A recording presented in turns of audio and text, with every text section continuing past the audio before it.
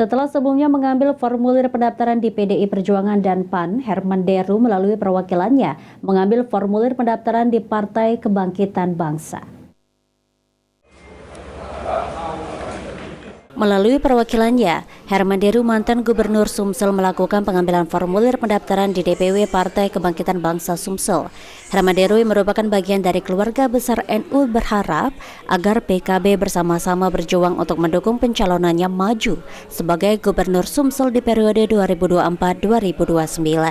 Selain itu, menurut perwakilan Herman Deru, dalam hal ini Alfrenzi Panggarbesi, jika seluruh masukan yang disampaikan oleh PKB, khususnya soal pendidikan dan kesehatan, akan menjadi visi misi dari Herman Deru dalam melanjutkan pembangunan di Sumsel mendatang.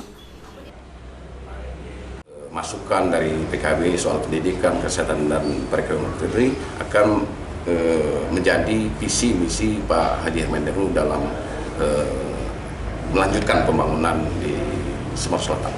Saya pikir apa yang disampaikan Ketua PKB sangat betul, bagaimana hal-hal dasar pendidikan dan kesehatan itu betul-betul harus diurus sebaik. Selain melakukan proses pendaftaran, nantinya DPW PKB Sumsel juga akan melakukan uji kepatutan terhadap para calon serta juga survei. Selanjutnya, usai pendaftaran ditutup, DPW PKB Sumsel akan menyampaikan ke DPP untuk memutuskan calon yang bakal diusung oleh PKB di Pilkada mendatang. Mudah-mudahan ini akan dilakukan di DPP PKB. Setelah pendaftaran ditutup, kita akan siapa yang mendaftarnya akan kita sampaikan ke DPP. Ramlan sendiri memastikan jika partainya tidak melakukan kontrak politik dengan para calon yang diusung nantinya. Firman Hidayat, PAL TV.